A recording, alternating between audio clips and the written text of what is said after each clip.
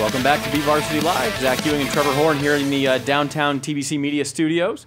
And we've got the Liberty Patriots, the football version, in studio with us. By the way, live on Bakersfield.com tonight, you can find the volleyball version of the Patriots. They're playing at Centennial, right? Yeah. Where am I going? At Centennial tonight. Can't do that game at Liberty. Yeah, we will have that. That's right, because there's a connection issue in your gym, strangely enough. So we'll be at Centennial. 6:30, right? Yes. 6:30 first serve, and we will have that live for you here on Bakersfield.com. All three of these guys will be in attendance. I probably should have asked you that before the show, but anyway. And tomorrow night, by the way, our live football game of the week is Highland at South, so we're getting to see the Rebels and the Scots for the first time this year. Possible SEYL championship game, but we'll talk more about that in the second half of the show. Want to dig in a little bit more with these guys, Jordan and Kurtis, and some exciting stuff that's going on in their football careers. Jordan, you just told us during the break you are going to graduate early from Liberty and head off to Utah State, to get started in that program. Yep. I'll be leaving in January and starting at Utah State and starting school and everything, so it'll be a pretty fun time. You got butterflies about that yet, or not worried about it? It hasn't really kicked in yet that everything's going to happen, but I feel like the week before everything will just become real. Jordan, do you officially sign then in November? Do you do that early signing period? There's no signing. There is no signing for it. Okay. Once you enroll, you're committed, right? Yeah. What was it about Utah State, about Ogden, that kind of sucked you into that program? I went on a visit there. It was a camp, but just going up there, seeing everything up there, so beautiful up there. And talking to the coaches. Coaches are great. Everything about Utah State I liked. Talk to players. It's really a great family environment. Their team is the #1 thing up there, so it's nice.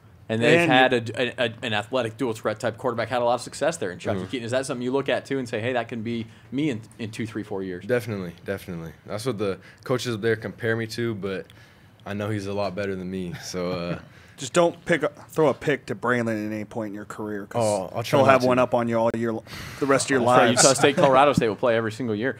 Or to Asani.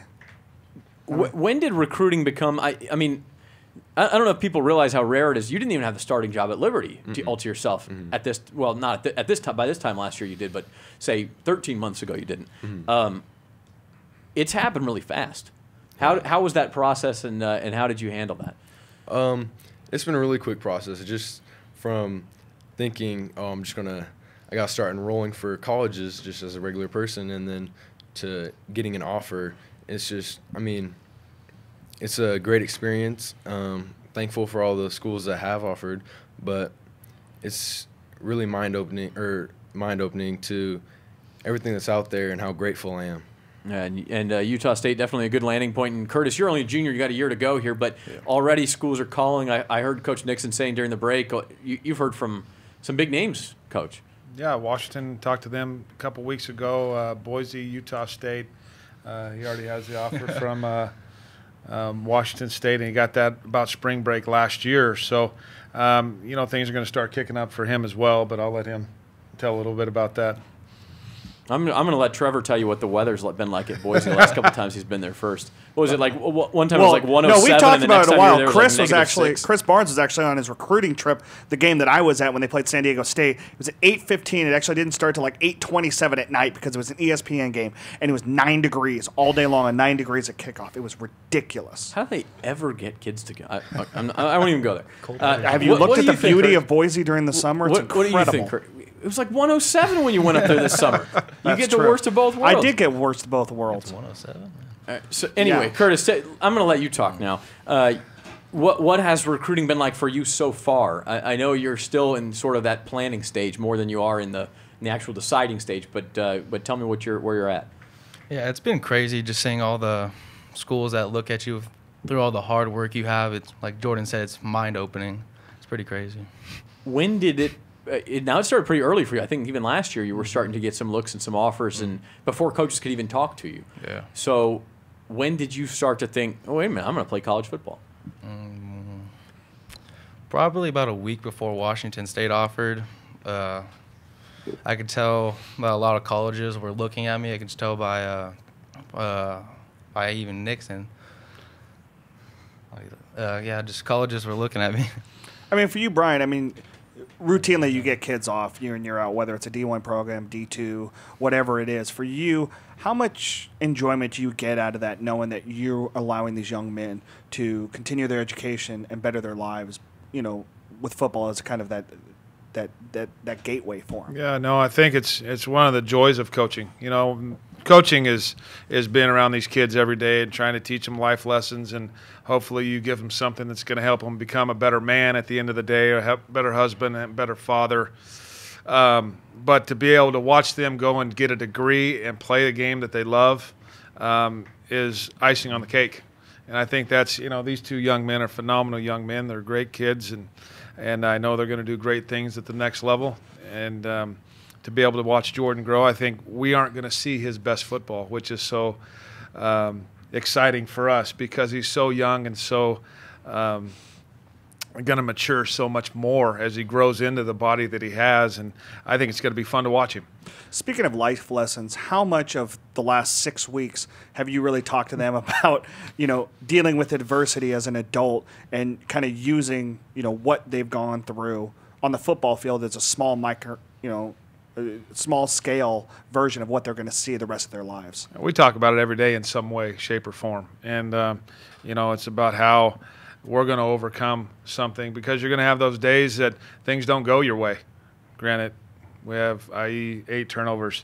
How are you going to battle back? Are you going to, you know, and there's going to be days that you're not going to have fun at your job.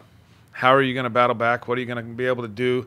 You can either fold up tent or you can rally the troops and get things going again. And that's what these guys have done, and that's what makes them so much fun to be around. They're a great group of young men, and they've answered the bell. They've done that, and they're still working their tails off in the weight room, and they're still busting their tail at practice. Yep. I think it's probably worth mentioning at this point, one of your former guys recruiting, dealing with adversity is all Cody Kessler has done at USC, and that's again this week. I mean, he's had everything possible happen to him at that school, and yet he still keeps going, and I think that's probably a tribute to coming through your program and his parents as well. Yeah, definitely. You know, Cody's a great young man, and his family's phenomenal as well, and still very close with him, but to see everything that he's gone through over the 5 years at USC is kind of mind-blowing when you look at it because he's gone through all of it, you know, the ebbs and flows of college football and then some. And I think it's a lesson you can kind of point to probably with these guys going on too. Well, I was just thinking, you said 8 turnovers, and you guys won last week. You have 4 more games. I think if you could follow the 8 turnover game with an 8-game winning streak, that would lead to pretty good things. That 8th game would be a pretty big one. So that is the plan right now, I think, going forward for you guys. Coach, I want to ask you, and I don't know how much you've seen of the other SWIL teams, if you're able to peek at some film or some games during bye weeks or whatnot. Anything that stuck out to you as a surprise from the other 5 teams in your league that maybe you didn't expect preseason? No, I don't think so. I think it was pretty much BHS played a tough schedule. Centennial, we knew was going to be big and athletic. Garces, we knew was going to be better because they were fairly young last year. Mm-hmm. And Frontier changed their offense, and they're always huge up front.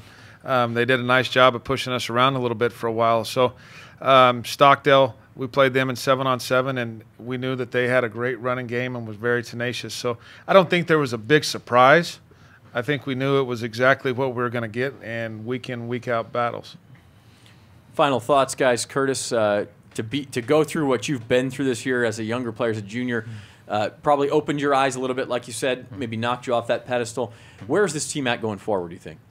Well, we're on the uprise. We still have a lot of work. We still make mistakes every week, but we just need to come together even more, have better communication, just keep going up. Jordan, as the leader of this team, how about you? I mean, are you better off for what happened early in the season now going forward? Definitely. Learning lesson. I think we've had the start was probably the worst start we could have had, and now we're just going to keep moving forward and hope for the best, you know. Trevor, you got anything?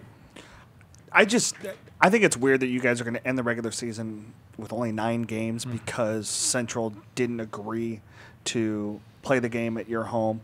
For you, Bryan, this year in particular, because you win a section title, you move on, you don't have to wait for a bid, an offer to go. Do you think of that as a coach, or is that too far away for you?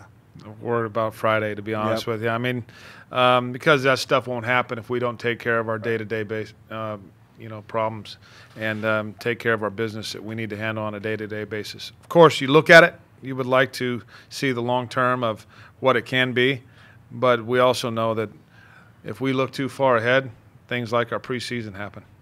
Kurtis, with that eyebrow, I'm going to call you Mr. Brown for the rest of the season, okay?